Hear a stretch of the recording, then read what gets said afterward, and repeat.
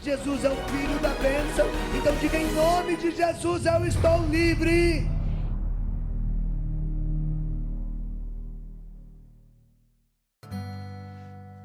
Filhos e filhas, que alegria estar chegando com vocês para mais uma noite onde nos preparamos dentro desse grande retiro quaresmal para vivermos o nosso terço do combate. Esse terço do combate que tem sido a grande batalha aonde encontramos a força diante de todas as nossas fraquezas. No início desse nosso retiro espiritual, ainda nesta sexta-feira, depois das cinzas, nós queremos caminhar um pouquinho com a palavra de Deus. Buscar em nós aquilo que é necessário para que possamos terminar esta quaresma vivendo verdadeiramente uma Páscoa, sendo homens e mulheres novos, restaurados pela graça da oração, da penitência e da caridade, do amor ao próximo e, como muitos chamam dentro da igreja, da esmola. E quando fala esse tema esmola, dá a impressão que é dar o nada. Não, ao contrário, é dar aquilo que podemos para que o outro tenha dignidade, para que o outro tenha presença da providência divina. E a vida de oração, orar mais. E quando paramos para orar mais, hoje preparando esse nosso tema que fala protegendo-nos contra os enganos espirituais, me veio muito forte de hoje trazer esse texto de Mateus, capítulo 7, versículo 1 seguinte, que eu quero ler para você e depois a gente vai mergulhar, trazendo aqui a vida dos santos, como eles procuraram viver na obediência, sem esperar nada dos outros e fazendo tudo aquilo que estava ao alcance deles, sabendo que se fizessem aquilo, Deus faria o restante.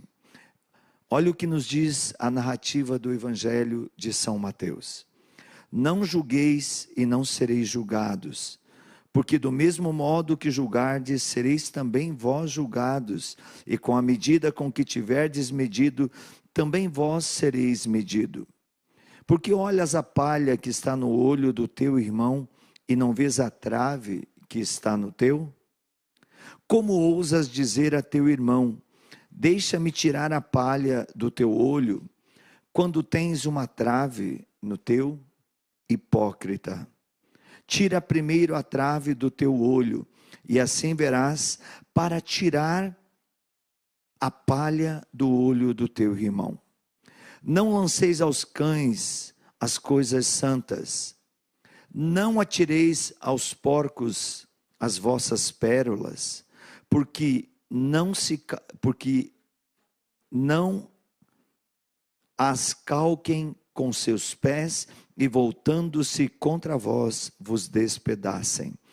Filhos e filhas, essa palavra do Senhor, ela é muito, muito própria para esse tempo da quaresma. Porque no tempo da quaresma, a gente começa a buscar mais Deus. A gente busca mais Deus na vida de oração. Nós conseguimos orar mais, nós conseguimos acordar mais cedo, a gente consegue dormir mais tarde, porque é um tempo que a gente busca a purificação. Também é um tempo onde a Santa Mãe Igreja nos chama ao santo jejum, na quarta e na sexta-feira. Claro que esse jejum poderia ser durante todo o ano, não só nesse período quaresmal, porque assim, não só pela ciência já está comprovado a importância do jejum, como também a importância para encontrarmos o equilíbrio na vida espiritual, no relacionamento com Deus e com os irmãos. E é também o tempo de deixarmos de pensar naquilo que é bom para nós, para pensarmos naquilo que é bom para o outro. E é aqui que eu tenho encontrado diversas situações pelo Brasil e pelo mundo, aonde o Senhor tem nos levado em missão. Pessoas que querem que os outros rezem aquilo que você está rezando. Pessoas que querem que você faça aquilo que eles são chamados a fazer. E o que essa palavra está dizendo? Hipócrita. Não queira tirar a trave, não queira tirar a palha do olho do teu irmão quando tem uma trave dentro do seu. Pessoas que rezam, pessoas que às vezes fazem tantas coisas boas, mas quando se trata no relacionamento do irmão, no entender o limite do irmão, são totalmente contrário daquilo que rezam, daquilo que jejuam, daquilo que fazem até como caridade, como ajuda a uma obra missionária, como ajuda alguém necessitado. Eu não posso exigir do irmão aquilo que Deus está pedindo para mim. Eu não posso querer que os outros vivam o propósito que eu fiz com Deus. Percebam, nós temos sido carnais, insensíveis espiritualmente, porque nos associamos com muita frequência e muita intimidade com o mundo. Em grande medida acabamos nos acostumando com as formas de agir do mundo. Com o resultado de nossa percepção espiritual, foram destruídas as nossas consciências, foram calejadas. A terna sensibilidade do nosso coração desapareceu e foi substituído por um grau de calosidade que antes nós achávamos incapazes de possuir. Por que temos sido tão insensíveis, tão carnais? Veja, quando você olha o julgamento do pai que espera o filho, que recebeu toda a herança, mas depois foi para o mundo, gastou tudo aquela herança até chegar na miséria das misérias. O pai, quando encontrou o filho, não perguntou onde ele foi. Não perguntou o que ele fez com a herança que tinha recebido. Não perguntou se ele multiplicou, se tinha destruído tudo. Simplesmente foi ao encontro do filho e disse: esse meu filho estava perdido e foi encontrado, estava morto e reviveu. Assim deve ser a nossa caridade com o próximo. Não querer que o outro faça aquilo que eu não estou fazendo. Um exemplo claro disso é na vida espiritual. Tudo que eu quero que o outro faça, eu primeiro preciso fazer. Eu primeiro preciso testemunhar. Eu primeiro preciso encontrar em Deus. Eu encontro pessoas que rezam muito, pessoas que estão às vezes diante do sacrário horas, mas quando se trata no relacionamento com as pessoas, são agressivas, são brutas, não têm a sensibilidade de entender o limite do outro.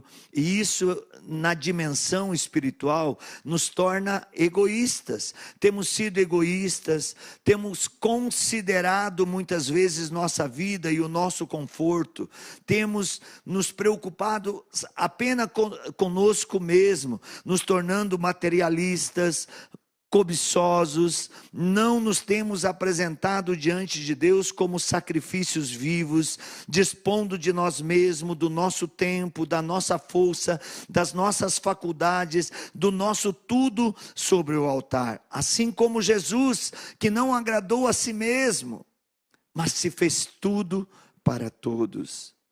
Deu a vida para nos resgatar, chegou ao ápice do amor ao dizer na cruz: Pai, perdoai-lhes. E não só ele pediu que o Pai desse o perdão, mas ele também foi capaz de dizer: Pai, perdoai-lhes, porque eles não sabem o que fazem. Então, antes de eu acusar o irmão, antes de eu pedir, exigir que o irmão viva uma fé mais intensa, eu devo convencê-lo com o meu testemunho. Jesus não obrigava as pessoas, ele não pedia que as pessoas vivessem à medida da fé que ele vivia, mas ele dava testemunho. Ele dava testemunho ao ponto de dizer: quem me vê, vê o Pai. Temos sido muitas vezes indolentes, e isso nos leva a pensar que nós precisamos tomar cuidado com isso. Não temos procurado ajuntar os fragmentos do nosso tempo. eu queria trazer preciosas horas têm sido gastas sem propósito, em conversas e prazeres fúteis, quando poderiam ser usadas na oração, no estudo ou na pregação. Indolência, autossatisfação e indulgência da carne estão corroendo a nossa intimidade com Deus, estão corroendo a nossa vida, estão trazendo para o nosso ministério uma frieza, uma coisa como se nós nos tornássemos professores da fé na vida dos irmãos, mas não sabemos viver em nós aquilo que ensinamos os outros. É qual um tumor canceroso, impedindo a bênção de Deus e maculando nosso testemunho. Por exemplo, nós precisamos fechar essas brechas. Eu tenho encontrado pessoas que às vezes dizem: lá em casa só eu rezo, lá em casa só eu vou para a igreja, lá em casa só eu jejuo, lá em casa só eu rezo o rosário de madrugada. E eu fico pensando, que tipo de jejum você tem feito? Que tipo de oração você tem feito? Que tipo de propósito você tem feito? Será que você tem testemunhado com a vida aquilo que você tem se proposto de estar na presença de Deus? É isso que agrada a Deus. Então nós precisamos ser melhor. Quero dar um testemunho de hoje. Essa madrugada, o Davi, o nosso neto, 3h45 da manhã, ele acordou sozinho. Ele tem 6 aninhos de idade, sem ninguém chamá-lo, e participou do rosário o tempo todo. Depois ele dizia: vovô, eu quero rezar, eu quero estar na presença de Deus. E por que ele fez isso? Porque seu pai e sua mãe estavam silenciosamente rezando o rosário da madrugada, na presença, oferecendo, como dizia a irmã Raquel hoje no rosário, as primícias da manhã para o Senhor, o tempo para o Senhor. E com isso, o testemunho do pai e da mãe fez com que o anjo despertasse. Um anjo, uma criança de 6 anos que passa por 2 horas. Depois ele dizia: vovô, mas dormi bastante depois, dormi até as 10 horas da manhã, vovô. Olha, é esse coração de criança, é esse coração de criança que nós precisamos ter. Muitas vezes nós temos sido apáticos, mesmo na nossa diligência, com pouco calor e brilho no nosso testemunho de vida, não derramamos toda a nossa alma na nossa atividade, o que deixa tantas vezes a impressão de mera forma e rotina. Não falamos nem agimos como pessoas intensas, nossas palavras são débeis. Mesmo quando verdadeiras e fundamentadas, nossas expressões são indiferentes. Mesmo quando as palavras são carregadas de significado, se falta amor, de que adianta toda a força do significado daquela palavra? O amor é mais forte, ele vence até a morte. O amor, como aquele que fez Jeremias chorar nos lugares sagrados. Meus irmãos, minhas irmãs, outra coisa que nós temos que pensar é no testemunho que temos que dar publicamente. Quantas pessoas que têm vergonha hoje de andar no metrô, andar no aeroporto como eu ando, dentro do avião, rezando o terço. A gente tem que fazer a diferença. Esses dias eu viajava, eu vou falar até o lugar, se a pessoa estiver me ouvindo agora é porque se converteu, graças a Deus. Eu entro dentro do avião, eu aproveito para fazer o meu estudo bíblico, eu aproveito para fazer os meus combates, e quem estiver do meu lado, não é obrigado a fazer, mas eu tenho um propósito com Deus, rezar o meu rosário, rezar o meu combate de São Miguel Arcanjo, rezar com São José, rezar a providência, rezar a misericórdia, rezar as minhas novenas. Eu tenho 7 horas de oração por dia, que é um propósito meu com Deus, mas não quer dizer que a pessoa que rezou uma Ave Maria não tem mais intimidade do que eu com Deus. E eu sentei Eu não gosto de sentar na janela. Desde uma experiência quando eu voltava de uma missão da Inglaterra para Milão, bem naquele final de semana, onde o exército dos Estados Unidos tinha matado o Bin Laden e fechou todos os aeroportos da Europa, e o voo que eu vim veio 4 pessoas. Dentro dessas 4 pessoas, eu estava com medo terrível, mas se não fosse a vida de oração, eu não me importava se os outros estavam com medo ou queriam orar. Eu precisava orar por mim e por eles, porque o risco daquele avião ser derrubado era muito grande. Então os 3 conversavam em inglês e eu não entendia nada em inglês. E aí a pessoa que estava do meu lado, eu resolvi fazer jejum até chegar em Milão, não podia contar para ninguém. Quando a aeromoça veio servir o lanche, eu fiz sinal, não sabia dizer em inglês que não queria. Então um dedo às vezes é muito importante na mão de uma pessoa. Por isso que é bom a gente pensar que Deus nos faz de uma maneira que tudo do nosso corpo tem que colaborar para o andamento da graça de Deus. E eu fiz com o dedo, não quero. E a aeromoça não serviu, a pessoa que estava do meu lado também não pegou nada. Depois ela veio trazer um copo de água e eu tinha feito um jejum. Eu não vou nem tomar água até que eu chegue na realidade da missão aonde que eu tenho que ir. Eu ia a Milão, na Itália, e de lá a Lugano, na Suíça. Então a pessoa que estava do meu lado também não pegou o lanche, não pegou a água. E quando a aeromoça saiu, porque veio recolher a bandeja dos outros 2, eram 8 comissários e 4 passageiros naquele avião. Então quando ela veio pegar, aquela pessoa que conversava inglês com os outros, enquanto ele conversava em inglês, eu orava em línguas. Eles não me entendiam, eu não entendia eles também, mas eu não podia exigir deles que eles orassem aquilo que eu era chamado a orar. Se eu não entendia a conversa deles, então era melhor eu me entender com Deus. E aqui que o Espírito Santo traz a luz. E quando a aeromoça saiu, ele colocou a mão no meu braço e começou a falar em português comigo. Perguntou: você é católico? Imagina uma pessoa que está com medo. Sim, eu sou católico, eu estava pregando a festa da misericórdia em Londres, eu sou casado, tenho 2 filhos, eu estou indo para Milão, de Milão, eu dei minha ficha completa. Ele só perguntou se eu era católico. Então se imagine, quando a gente está em desespero, é aqui que a gente tem que testemunhar a Deus, a tranquilidade. Mas eu não tinha tranquilidade naquele momento. E aí depois que eu falei tudo, ele olhou para mim e falou assim: você está jejuando? Eu falei: sim, eu estou jejuando, porque o jejum é uma arma potente, que nos faz reconhecer a nossa miséria e ser misericórdia de Deus na vida do irmão. E aí eu já estava pregando para quem estava do meu lado, né? E aí eu percebi que ele não pegou a água, que ele não pegou o lanche, e eu olhei para ele e falei assim: você também é católico? Você está com medo como eu que esse avião caia? Porque eu percebi que você está jejuando. E a criatura falou assim: não, eu não sou católico, eu sou satanista, eu estou jejuando para Satanás dominar o mundo. Vocês não queiram saber, eu não desci do avião aquele dia, porque a janela não abriu. Mas se ela abrisse, eu descia ali, não importava onde eu ia parar. Passar por cima da coisa ruim eu não podia.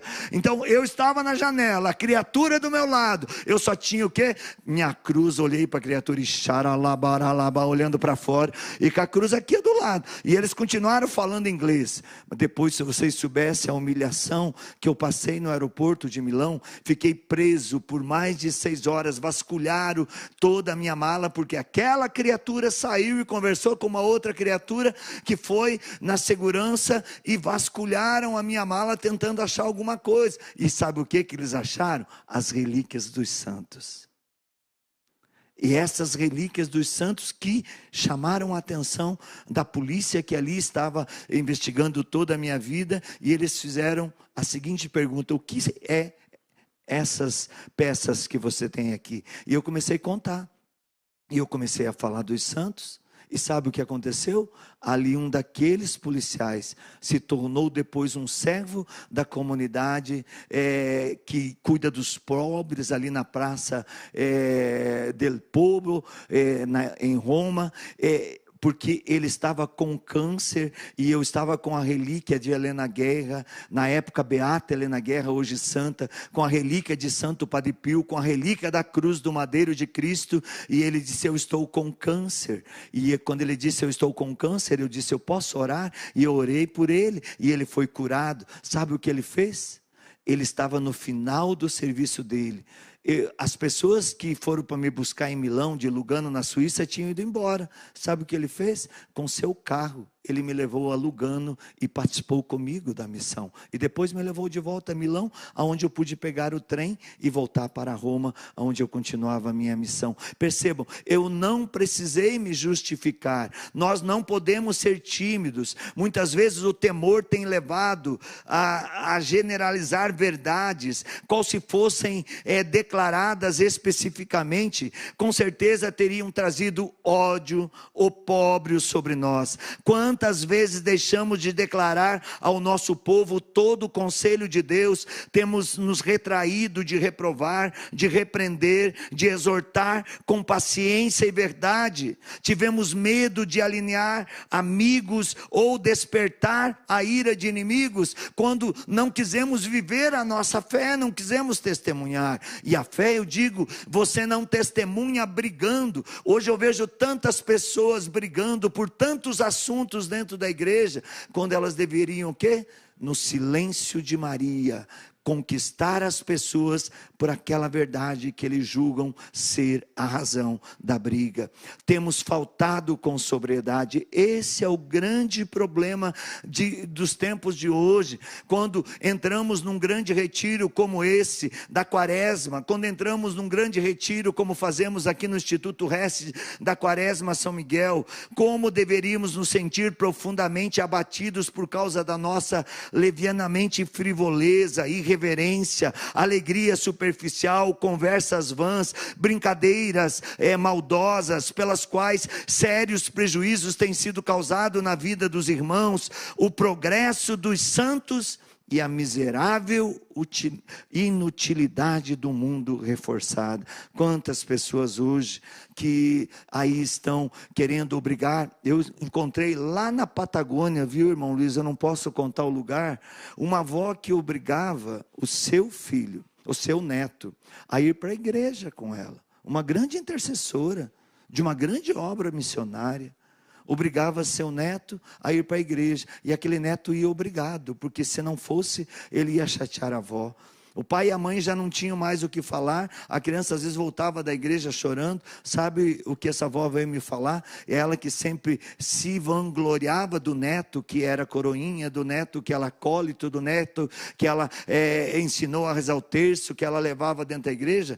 Quando ele completou 18 anos, sabe o que ele disse para sua avó? E foi a semana passada: eu não sou mais cristão, eu sou satanista. O testemunho daquela avó, de obrigar aquela criança, certamente causou naquela criança uma revolta contra Deus, porque não pôde viver a sua infância, porque não pôde viver a natureza do tempo que ele precisava passar, para depois ser um homem adulto, alcançando a maturidade também do homem adulto na fé. Então não se obriga ninguém. Temos pregado muitas vezes, né, a nós mesmos. Quantas pessoas se vangloriam? Eu rezo o rosário. Que nem eu me vangloriei agora há pouco para vocês. Eu rezo 7 horas por dia. Eu já sou quase a 4ª pessoa da Santíssima Trindade.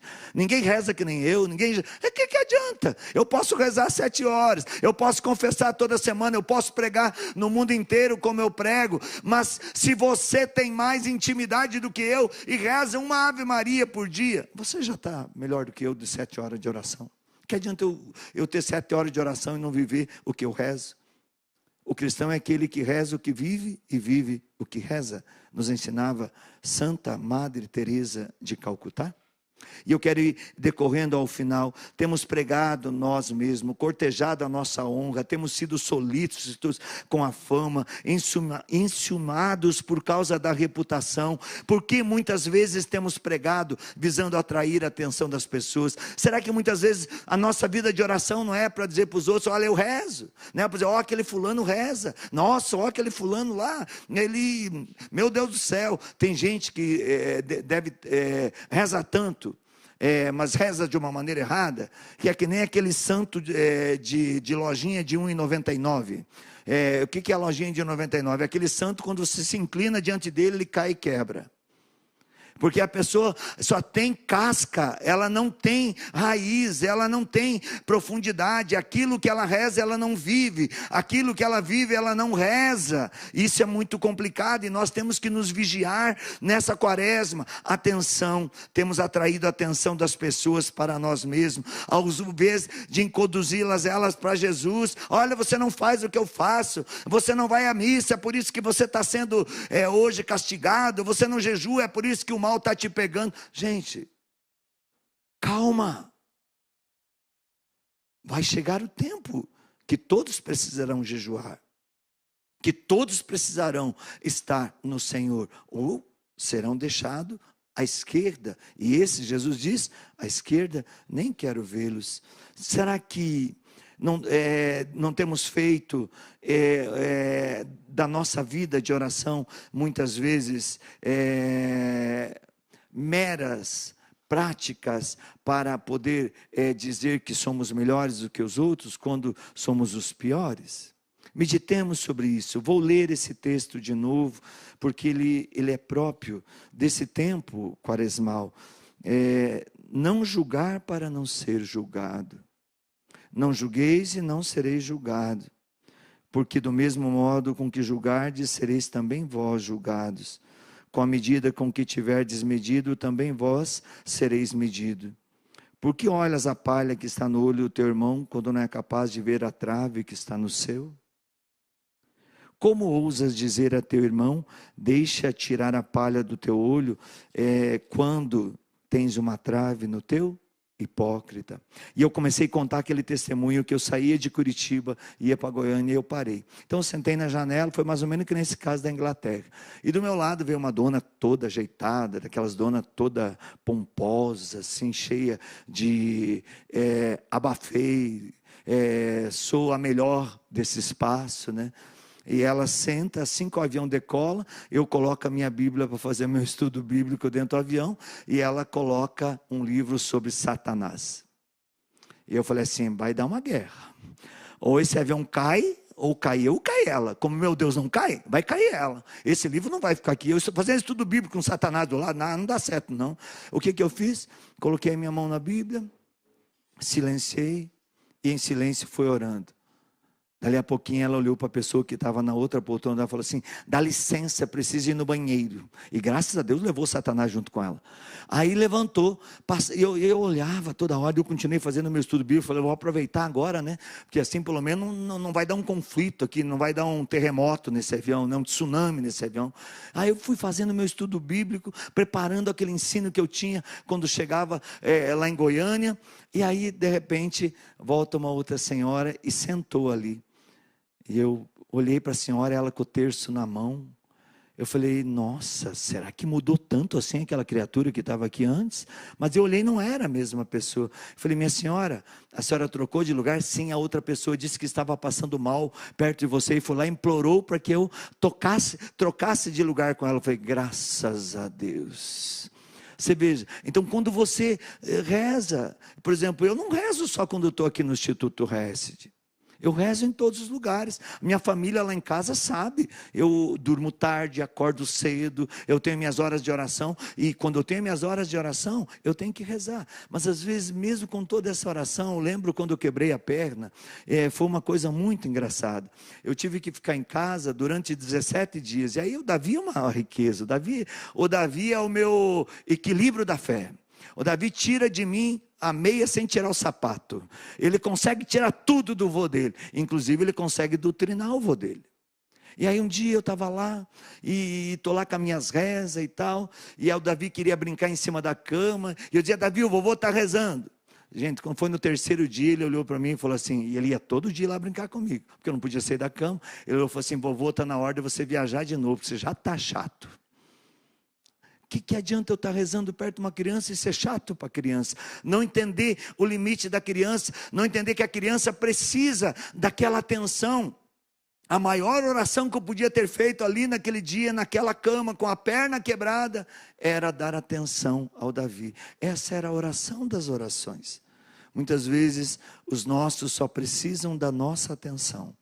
Eu vou rezar com você no terço do combate, junto com o irmão Luiz, junto com todos que vão estar aqui. E nós vamos pedir hoje a libertação de tudo isso que tem nos tornado, muitas vezes, protetor de nós mesmos, nos enganando espiritualmente. Mas antes de a gente entrar no terço do combate, eu queria trazer essa reflexão. Precisamos de pessoas que se disponham a orar, que se derramem, que se doem, que orem, que vigiem, que chorem pelas vidas perdidas. Não estamos tratando de negócios, meus irmãos. Estamos tratando da salvação das almas. Precisamos trabalhar como se tudo dependesse de nós e orar sabendo que tudo depende de Deus. Precisamos sair da margem, da superficialidade, daquilo, do status até mesmo de vida de oração, e mergulhar no mais profundo da graça. E o que é isso? É Pentecostes, sermos menos carnais e mais espirituais, menos de nós e mais de Deus. Precisamos escutar mais a Deus, pois só assim mudaremos o mundo. A verdade de Deus, ela nos liberta e nos torna instrumento de libertação. Se ao nosso redor não está tendo libertação, é porque não é o Espírito de Deus que está em nós, mas talvez a nossa carne. Sabemos que o mundo não precisa de reformadores, o mundo precisa de santos, ou santo ou nada. Precisamos confessar a Deus diariamente em nosso propósito e testemunhar com a vida para o mundo que somos cristãos. Deus te abençoe, que nesse terço do combate, Deus te conceda o teu milagre. O que seria de nós se não fosse a misericórdia? Ela é a última tábua de salvação. Por isso, tenha misericórdia das almas que necessitam. Ajude-nos a evangelizar. Compartilhe esse vídeo, dá um like, mande nas suas redes sociais e nos ajude pelo Pix que está aparecendo na sua tela. Também pelo doações.ironespodaro.com.br. Você pode nos ajudar mensalmente ou da forma que puder. Você pode conquistar outras pessoas a seguir as nossas redes sociais. Assim você é um evangelizador junto conosco. Deus te abençoe. Nos encontramos na Eucaristia todos os dias.